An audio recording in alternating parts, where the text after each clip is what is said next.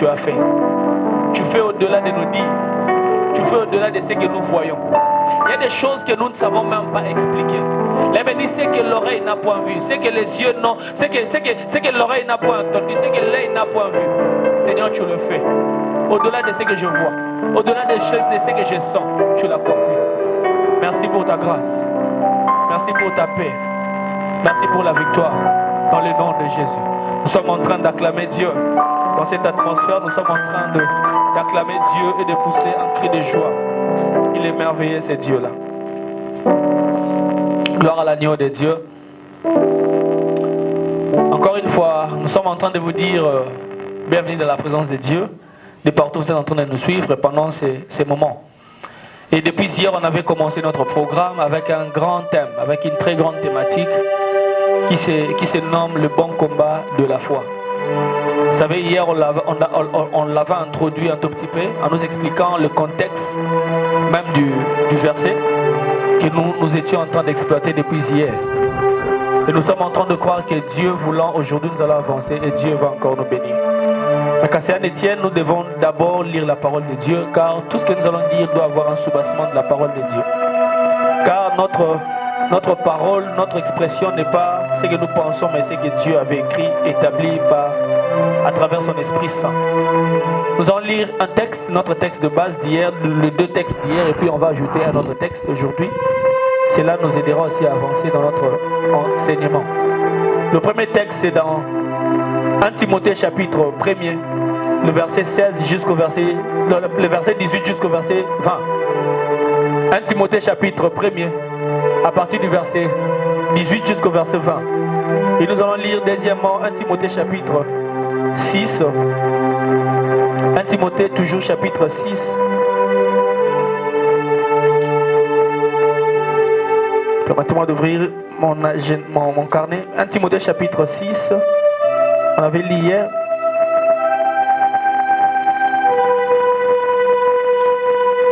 Chapitre 6, le verset 12e. 1 Timothée chapitre 6, le verset 12e. C'est ce que nous allons lire. Et puis nous allons lire aussi Hébreux chapitre 11, le verset 1er. Hébreux chapitre 11, le verset 1er. C'est un texte que presque tout le monde connaît. On peut lire le verset 1er, le verset 2e. Hébreux chapitre 11, le verset 1er, le verset 2e. 1 Timothée chapitre 1er, le verset 18 et le verset 20. Jusqu'au verset 20, j'ai lu au nom de Jésus. Le commandement que je t'adresse, Timothée, mon enfant, selon les prophéties faites précédemment à ton sujet, c'est que d'après elles, tu combattes les bons combats, en gardant la foi et une bonne conscience. Cette conscience, quelques-uns l'ont perdue et ils ont fait naufrage par rapport à la foi. De ces nombres sont Hyménée et Alexandre, que j'ai livrés à Satan, afin qu'ils apprennent à ne pas blasphémer. Chapitre 6, le verset 18e, la Bible déclare, verset 12 plutôt, combat le bon combat de la foi. Saisis la vie éternelle à laquelle tu as été appelé et pour laquelle tu as fait une belle confession en présence d'un grand nombre de témoins.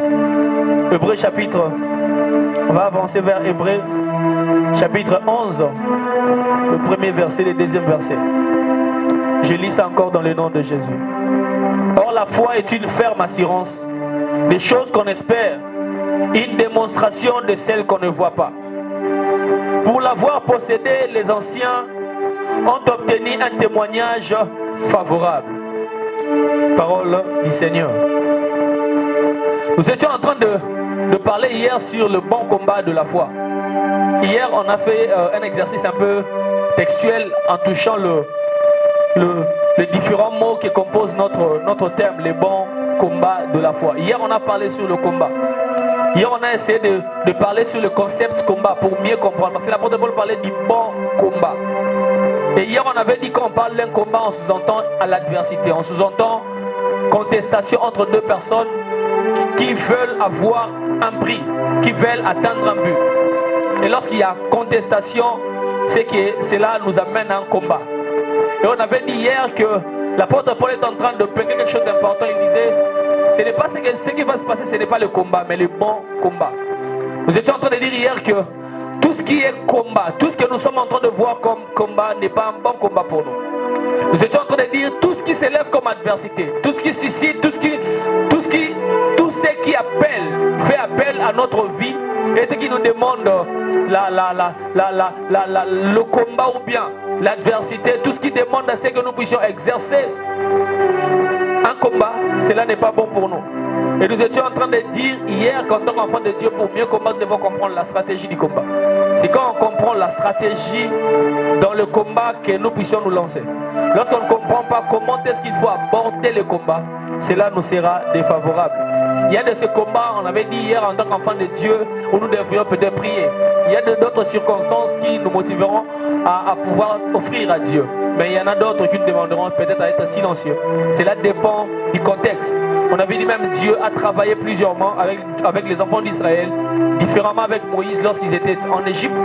Mais lorsqu'ils étaient devant la mer Rouge, il leur a demandé de pouvoir se taire.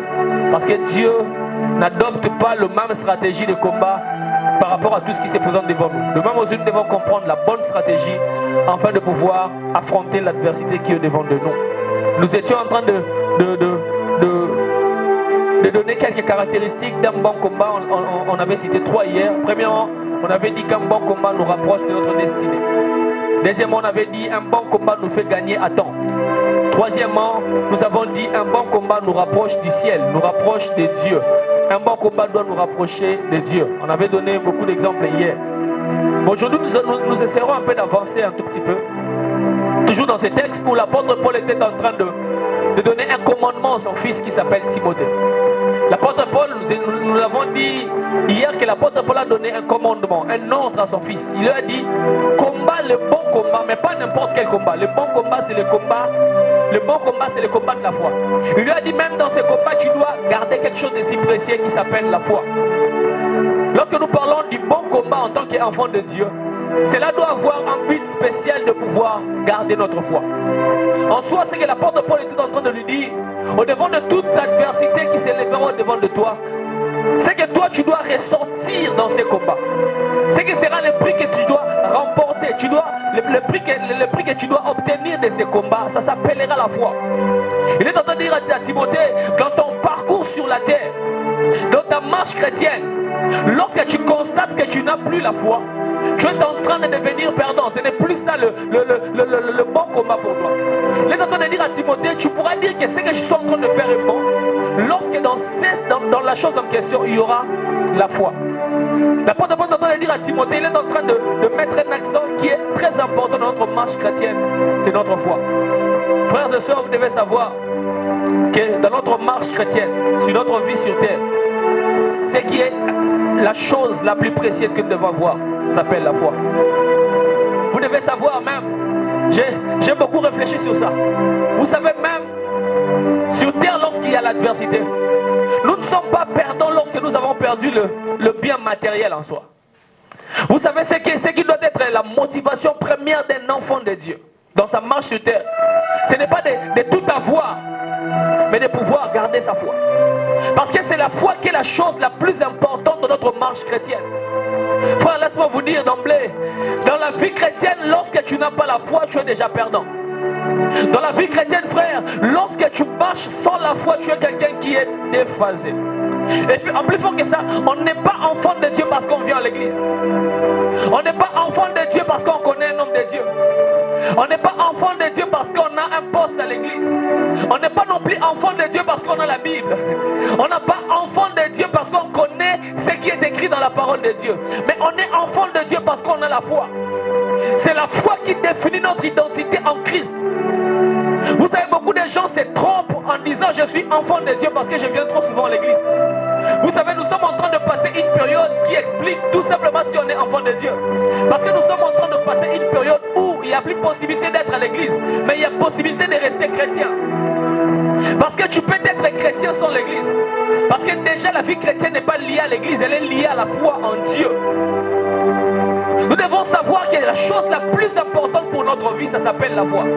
C'est la foi qui nous définit si on est enfant de Dieu ou pas. Ce n'est pas le fait d'avoir la Bible. Ce n'est pas le fait de venir à l'église. Ce n'est pas, frère, plus fort que ça. Ce n'est même pas le fait de prier qui dit qu'on est enfant de Dieu. Ah, je sens que je dois le dire comme ça. Ça sera très sensible, mais ça sera comme ça. Je pense, selon ce que je connais de la part de Dieu, que même la prière ne définit pas si on est enfant de Dieu. Même pas. Ce n'est pas le fait de prier. Il y a d'autres personnes qui disent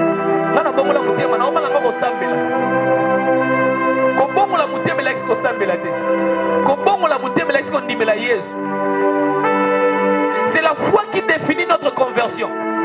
Non pas la prière. Non. Vous devez savoir qu'en tant qu'enfant de Dieu, ce qui est plus précieux pour nous, c'est la foi. Il s'appelait Job. Un jour, Job avait beaucoup d'argent, avait beaucoup de richesses. Il en avait tellement qu'un jour, il y a eu coalition. Moi, j'aime le dire coalition. Le roi FC, c'est la cache. Il y a eu coalition entre Dieu et le diable. Permettez-moi de dire. L'une des rares fois, j'ai vu Dieu et le diable conclure un marché. Ils ont conclu un marché entre Dieu et le diable. Le diable disant à Dieu, si seulement si tu peux laisser permettre que Job perde tout ce qu'il a, nous allons voir si seulement s'il ne pourra pas te régner. Alléluia. Vous savez, dans ce texte, c'est que le but principal du travail du diable, ce n'était pas que Job puisse perdre ses biens. Ce n'était pas non plus la mort de ses enfants qui était le but poursuivi par le diable. Le but poursuivi par le diable, c'était la foi de Job en Dieu. Frère, vous devez savoir, des fois lorsque le diable nous attaque, le but du diable, ce n'est pas que nous puissions perdre ce que nous avons sur terre. Vous savez, beaucoup de gens lorsqu'ils disent, c'est papa, écoute-moi, le but du diable, ce n'est pas ton mariage. Le but du diable, ce n'est pas ton travail. Le but du diable, ce n'est pas ton argent. Frère, écoute-moi, tu peux perdre tout ce que tu as sur terre et gagner le ciel. Il est possible que tu sois avec Dieu, mais en n'ayant rien. Il est possible que sur terre, que tu puisses tout perdre, mais tu puisses garder ta foi. Ce qui donne la victoire au diable, ce n'est pas lorsque nous perdons de maison, ce n'est pas lorsque nous perdons de mari, ce n'est pas lorsque nous perdons des enfants, ce n'est pas lorsque nous perdons l'argent. Ce qui donne la victoire au diable, c'est lorsque nous perdons notre foi. Écoute-moi vous dire ce soir, si tu es quelqu'un qui avait beaucoup d'argent, que tu as perdu l'argent, je t'annonce ce soir, tu n'es pas encore vaincu par le diable. Frère, on n'est pas encore vaincu par le diable parce qu'on a perdu l'argent. On n'est pas vaincu par le diable parce qu'on a perdu la belle maison qu'on avait hier. On n'est pas encore vaincu par le diable parce qu'on a perdu un mariage. Frère, Job avait perdu ses enfants. Job avait perdu l'argent, mais il n'a jamais été vaincu par le diable. On n'est pas vaincu par le diable par rapport à tout ce que nous perdons sur terre. Mais on est vaincu par le diable lorsqu'on perd ce qui est plus précieux chez nous, c'est la foi. Frère, je veux que Dieu nous donne la race des chrétiens qui seront comme Job, manquant mais gardant la foi. Je prie que Dieu nous donne dans cette saison des chrétiens qui n'auront rien, mais qui n'auront que Dieu. Frère, je préfère que quelqu'un vienne témoigner à l'église, papa, dans l'issue de l'eau, mais là-bas de l'Inza. Vous savez, nous sommes dans une période où, lorsqu'il y a témoignage, les gens viennent témoigner plus par rapport à ce qu'ils ont gagné. Papa, là, il est l'oroté. Tant au sambeli na zumba là-bas. Bon, ma plus grande question est ça. Est-ce que tant aux huit, il y a un mot pesa? Parce que nous ne sommes pas vaincus par les diables. Parce qu'on a perdu sur terre. Moi je vois des gens commencer à aller en retraite, papa. Frère, écoute-moi. Aussi longtemps tu as la foi en Dieu, même si tu n'as plus quelque chose au plus près de Dieu, tu es précieux. Écoute-moi, les élus de Dieu, ce ne sont pas des gens qui ont beaucoup sur terre, ce sont des gens qui gardent leur foi. Les gens qui sont précieux au plus près de Dieu, ce ne sont pas des hommes et des femmes qui possèdent la beauté, qui possèdent des habits. Ce ne sont pas des gens riches. Ceux qui sont plus précieux, c'est Dieu, ce sont des gens qui croient en lui. Voilà pourquoi un jour il avait dit un jeune riche. Il avait beaucoup de biens. Mais Dieu lui a dit, si tu veux vraiment me suivre, laisse tout ce que tu as. Cet homme-là n'est pas allé au ciel. Parce qu'il a cru que lorsqu'il perdait tout ce qu'il avait sur terre, cela était fini pour lui. Cela n'est pas fini pour nous aussi longtemps il y a encore la foi. C'est la foi qui garantit, frère, notre part au plus près de Dieu. C'est la foi, frère, qui permet à ces gens, dit même que sans la foi, il est impossible d'être agréable à Dieu. On n'a pas dit sans l'argent. On n'a pas dit sans de maison. On n'a pas dit sans la beauté. On n'a pas dit sans les habits. On n'a pas mis l'accent sur ce que nous gagnons sur terre, on a mis l'accent sur ce qui est à l'intérieur. Frère, je veux que des gens puissent me montrer ce qui est à l'intérieur. Est-ce que dans ton fort intérieur, il y a encore la foi? Est-ce que dans ton fort intérieur, pendant que tu marches sur terre, tu gardes encore la foi? Est-ce que tu conserves encore ta foi, frère? C'est ça la plus grande priorité. L'apôtre Paul dit, garde ta foi. Est-ce que tu as encore conservé ta foi jusqu'au jour? Pendant que tu marches sur terre, est-ce que tu as encore ta foi? Pendant que tu es sur terre, tu n'as plus la maison que tu avais hier. Tu crois que tu as perdu? Moi, je ne pense pas. Pendant que tu n'as plus de voiture que tu avais hier, tu as perdu? Je ne pense pas. Vous savez, il s'appelait Jésus. Vous savez, Jésus n'a pas vaincu les diables parce qu'il avait tout. Vous savez, Jésus est allé dans une dimension où il manquait de tout. Il avait dit que Jésus à la croix, il était nu. Permettez-moi de dire. Vous savez, le plus grand niveau de la pauvreté dans la vie, c'est lorsqu'on arrive à une dimension où on n'a pas à manger ni à boire.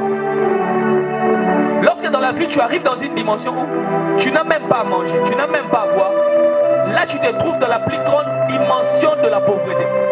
Jésus s'est retrouvé à la croix, être dans la dimension la plus élevée de la pauvreté. L'Évêque nous montre que Jésus a demandé de l'eau, il avait soif. Jésus est arrivé dans une dimension où il manquait même à boire. Mais la Bible me dit, celui qui manquait de l'eau a été celui qui a vaincu le diable. L'Évêque me montre que celui qui n'avait pas d'habits n'a pas été le perdant devant le diable. Pourquoi? Parce que manquant les habits, manquant l'eau, mais non pas qu'il manquait la foi. Il était manquant l'eau, il était manquant les habits, mais il y avait quelqu'un qui possédait encore la foi. Il était nu à la croix, mais il pouvait crier encore au Père. Il était à la croix, mais il pouvait encore dire à Père, je remets mon esprit entre tes mains. Frère, je préfère être à la croix avec mon Dieu qu'être riche sans mon Dieu.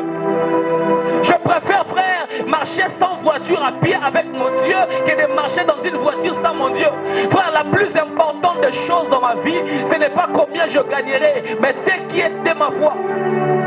L'Évêque dit, à quoi servira-t-il à un homme de gagner tous les biens sur terre s'il perdait son âme, s'il perdait ce qui est précieux pour sa vie? Nous avons besoin de notre foi. Frère, est-ce que vous savez, j'étais en train de réfléchir sur ça le matin. Des fois, quand on parle de la prière comme étant un indicateur de la vie chrétienne, moi je ne pense pas. Voilà comment je vous explique la foi. Vous savez, la foi, ça s'explique comme ça. La foi, c'est le contenu. Tout ce que nous faisons n'est que l'emballage. Vous savez, quand on étudiait, quand on était encore universitaire, on nous parlait sur le concept du produit. On nous disait, le produit, ce n'est pas le contenu. Le produit, c'est le tout. C'est-à-dire qu'on parle, admettons, on t'amène, admettons, Coca. Il y a la bouteille, il y a le bouchon, il y a les écrits de Coca. Toutes ces choses-là constituent le produit. Mais ce qui est la plus importante, ce n'est pas la bouteille, ce n'est pas non plus le bouchon. Ce qui nous apporte la plus grande satisfaction, c'est tout simplement le contenu. Frère, de même lorsque nous prions, frère, écoute-moi vous dire, c'est comme ça. Tout ce que nous faisons de Dieu n'est qu'un emballage. La foi n'est que le contenu. C'est-à-dire, lorsque nous nous approchons au plus près de Dieu, avec la prière n'est qu'un emballage, c'est la foi qui est le contenu. Frère, écoute-moi. Dieu, lorsque nous lui amenons tout ce que nous amenons, Dieu ne les regarde pas. Dieu ne regarde que s'il y a la foi. Parce que Dieu n'agrée que l'offrande de la foi, n'agrée que la prière de la foi, n'agrée que la parole de la foi. C'est-à-dire, tout ce que nous devons présenter à Dieu doit contenir la foi. Mais dit même que Dieu est l'auteur et le consommateur de notre foi. Dieu ne mange que la foi. Voilà pourquoi nous devons prier avec foi. Nous devons marcher avec foi. Nous devons gêner, mais avec foi. Nous devons, je ne sais pas comment, tout faire. Mais nous devons regarder à un moment donné. Est-ce que dans tout ce que je fais pour Dieu, est-ce qu'il y a encore la foi? Est-ce que quand je prie encore avec la foi? Est-ce que quand je suis en train de lire ma Bible, je lis ma Bible avec la foi? Vous savez, beaucoup de gens aujourd'hui viennent à l'église. L'église papa, le prière au niveau de Sambé. Niveau, papa, prière est qui dans un bissau. Frère, écoute-moi. Quand nous prions, nous impressionnons les hommes. Ce qui impressionne Dieu, ce n'est pas la sueur, mais c'est la foi. Papa, on a partenaire millionnaire, mon église, n'a pas ça comme bon, mes belles frères, écoute-moi. Ce qui impressionne Dieu, ce n'est pas le nombre de billets que nous donnons, mais c'est la foi que nous donnons à l'intérieur. Un jour, il y avait dans le temple beaucoup de gens qui donnaient à Dieu. La Bible dit que Jésus a dit que cette femme a donné plus que les autres. Pourquoi? Parce que cette femme a donné ce qui était meilleur. Il a donné, non pas pour donner, mais il a donné avec la foi. Ayons encore la foi dans notre vie. Est-ce qu'avons-nous encore la foi? Vous savez ce que j'aime avec la foi? Je vais essayer d'avancer là-dessus, vous allez comprendre mieux.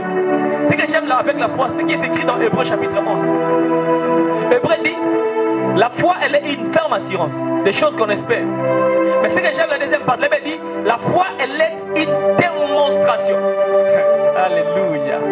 Vous devez savoir, avec la foi, il y a deux choses. Il y a la foi comme étant un ensemble de convictions que nous avons à l'intérieur. Un ensemble de choses dont on espère. Mais la foi a une deuxième dimension qui produit le miracle. Vous savez, la dimension qui produit le miracle, c'est la dimension de la démonstration de la foi. La partie qui produit des grandes choses, ce n'est pas la partie où nous avons la foi, mais c'est la partie où nous manifestons la foi. Il y a deux choses avec la foi. Il y a, nous possédons la foi et nous démontrons la foi. Ce qui produit le miracle, ce n'est pas lorsque nous avons la foi, mais c'est lorsque la foi s'exprime à l'extérieur. C'est le roi enfant de Dieu qui m'a cassé, sinon ils ont déposé la macasse. Qui m'a cassé, sinon ils ont posé la qui sa macasse. Il y a une partie où tu dois avoir, il y a une partie où tu dois exprimer. Lorsque l'apôtre Paul parlait de la foi, il ne parlait pas seulement de cette partie où c'est un contenu, mais il parlait de cette partie qui est démonstration. Nous sommes dans une période où nous sommes en train de croire de plus en plus que nous devons vivre dans la démonstration de la foi. Ce qui est plus important pour nous, enfants de Dieu, c'est que nous devrions démontrer notre foi. Mais comment est-ce que, ce soir, c'est l'un des buts de mon message, nous aider à pouvoir démontrer notre foi. Comment est-ce qu'on peut démontrer ta foi? Comment est-ce que tu peux exprimer ta foi? Comment est-ce que tu peux, à un moment donné, la foi n'est plus quelque chose d'invisible, mais la foi, elle est palpable. Vous savez, il y a une dimension où Jésus disait, de tout Israël, je n'ai pas vu quelqu'un de la foi comme toi. Donc, il y a une dimension où beaucoup de gens disaient, nous croyons en Jésus, nous croyons. Mais il y a une période où Jésus, la foi, elle n'était pas seulement ce que les gens avaient, mais il y avait ce que les gens voyaient. Il y a un moment donné où nous devons manifester la foi. Vous savez, beaucoup de gens, lorsqu'ils parlent de la foi, voilà ce qu'ils disent. Admettons lorsqu'il y a la maladie, lorsqu'il y a des circonstances qui nous entourent, lorsque nous sommes face à un problème, on a besoin de manifester la foi. Maintenant, beaucoup de gens se trompent comment? Beaucoup de gens avec la foi, ceux qui commettent beaucoup d'erreurs, c'est quoi? Ils croient, ou bien ils se disent la manifestation de leur foi est en fonction de leur conviction. C'est-à-dire, dans mon amour, fait devant maladie, papa non dit ma kende ronanga okufate.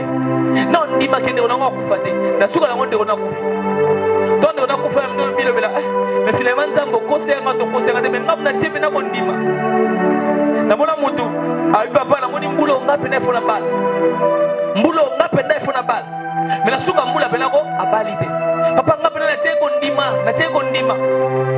Frère, écoute-moi vous dire ce soir.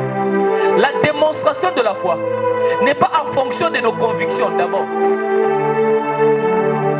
Nous échouons avec la foi lorsque nous plaçons un fondement qui est de notre conviction par rapport à la foi.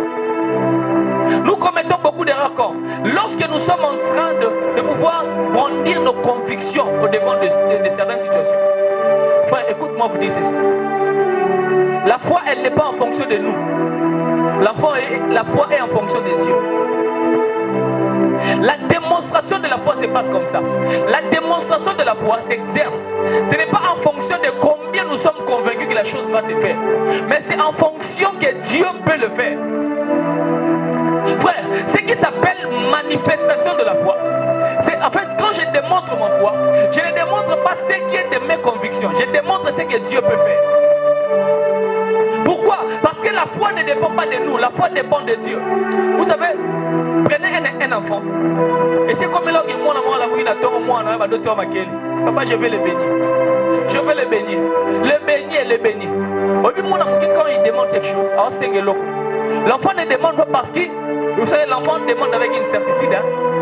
Il demande avec une certitude. Il se dit, je veux ça, je veux ça. Et puis, en soi, voilà, même un jour, Christ a dit, si tu veux hériter le royaume, tu dois être comme un enfant. Il a parlé de la foi des enfants.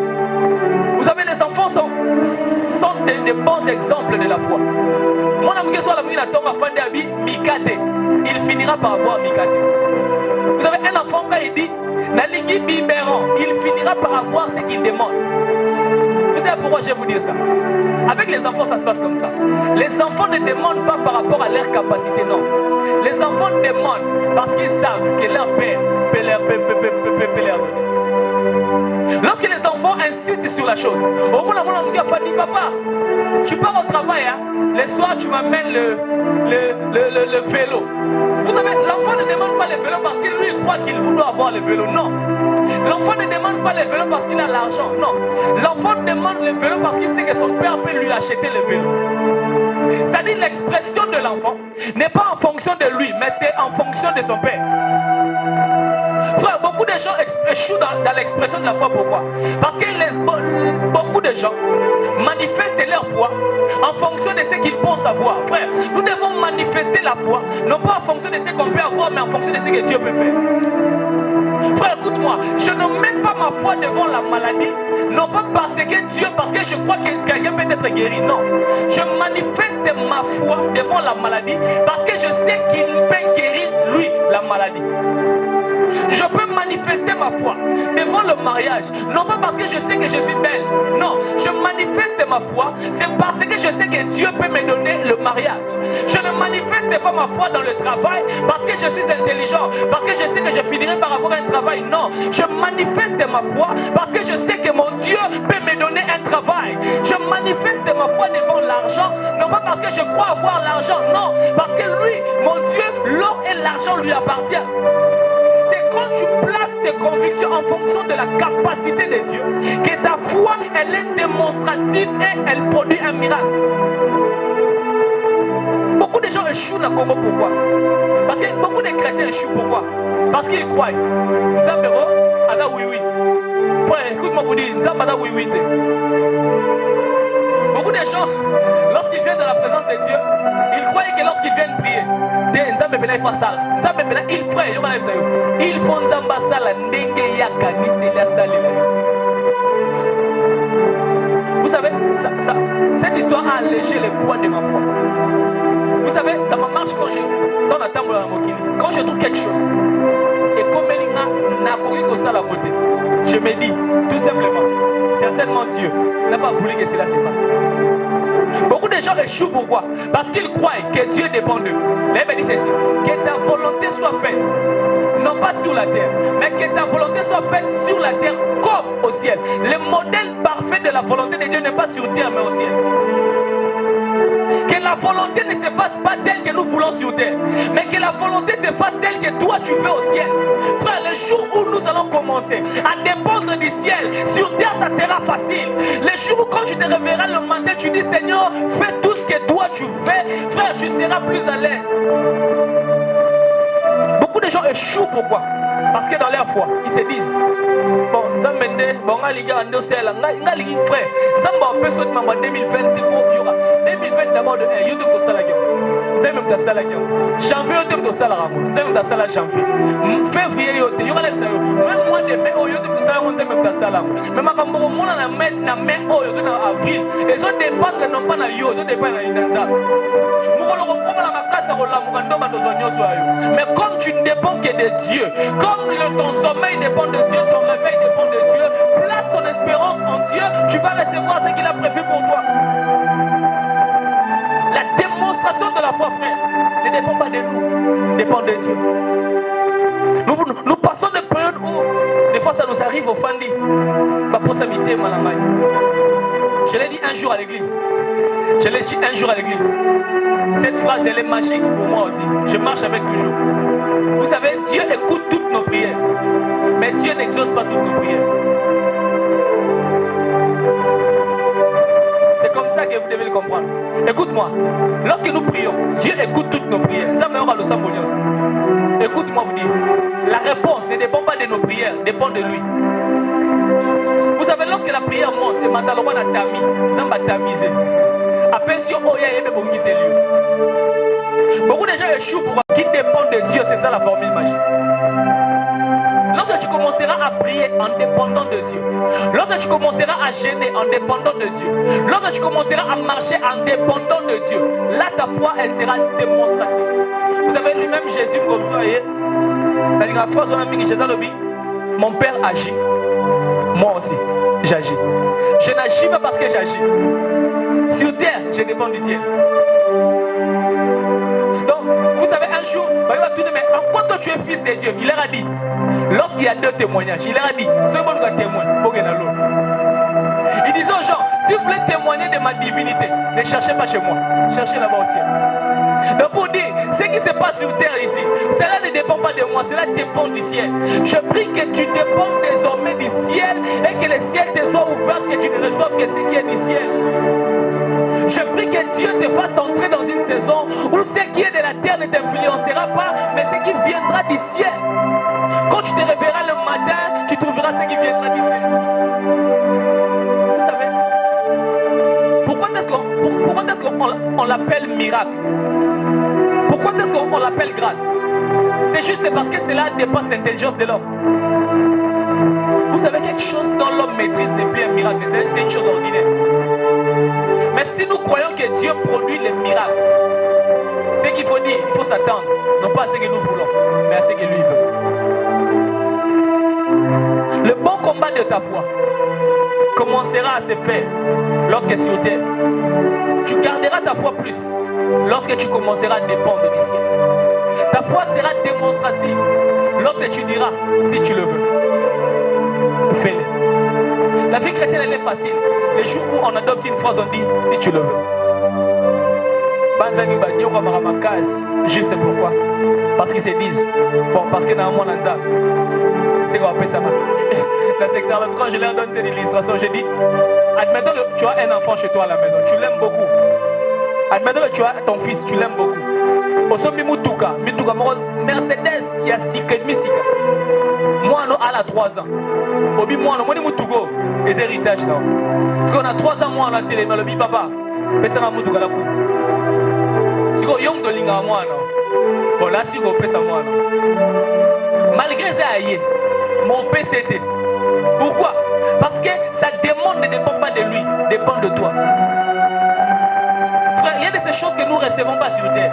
Ce n'est pas que Dieu ne veut pas, mais juste ce n'est pas le temps idéal que nous puissions recevoir ça. Il y a beaucoup de choses, frère. Nous disons, frère,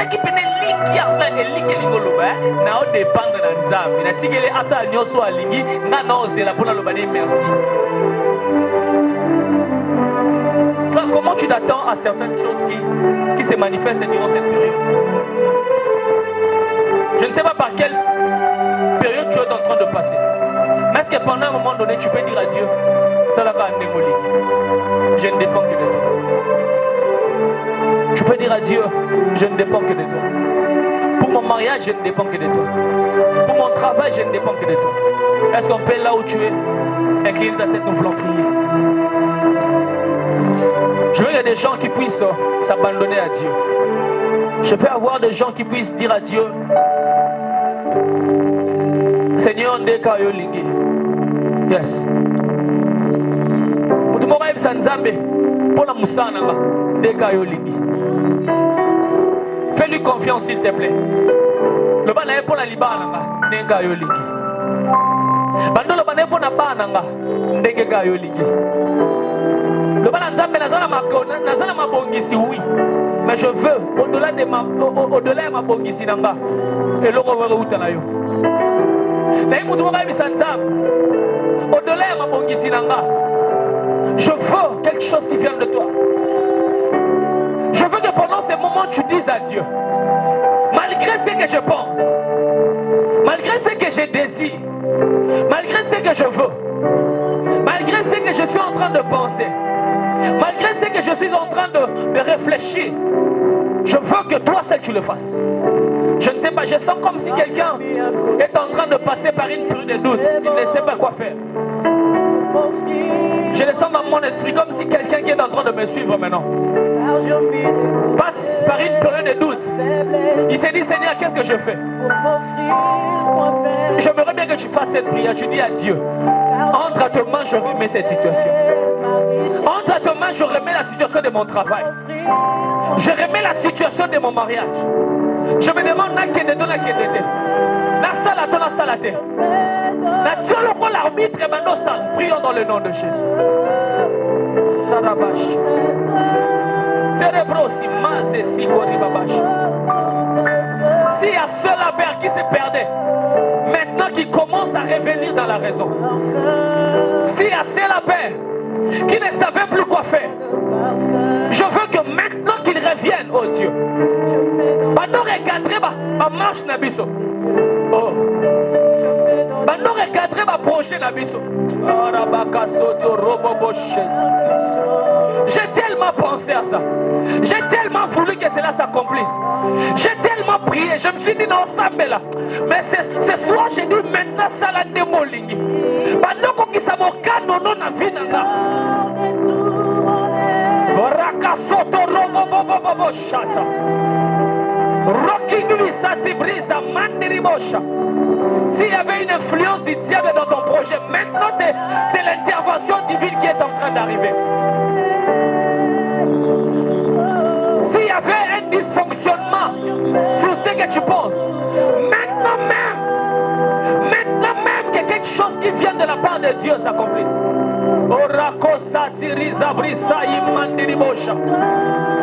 Commence à déclarer ça de la part de Dieu. Le balanzambe mokano motote. Mokano libota nangate. Mokano pe motema nangate. Mais maintenant que tu l'accomplisses, oh my God.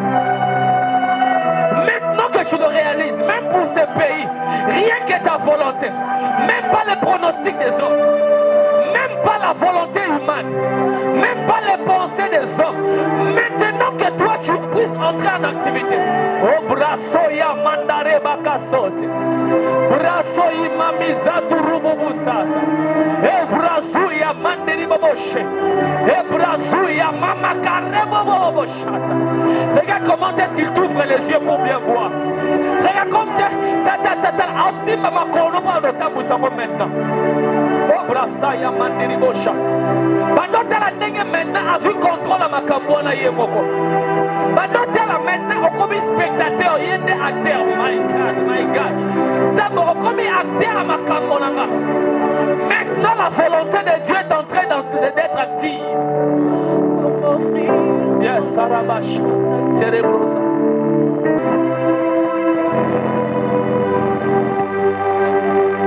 Merci Père pour ce qu'a été ce programme. Merci pour la confiance que tu veux qu'on place encore en toi. Nous te les rééditons ce soir qu'on t'ait fait confiance. Pour notre travail, pour notre mariage, pour nos projets, pour notre scolarité, nous te faisons confiance. Pour notre santé, nous te faisons confiance. Merci pour tout ce que tu fais. Merci pour ce programme. Merci parce que tu es en train de faire au-delà de ce que nous voyons ici. Merci pour ce temps favorable. Dans le nom de Jésus. Sois glorifié, sois magnifique.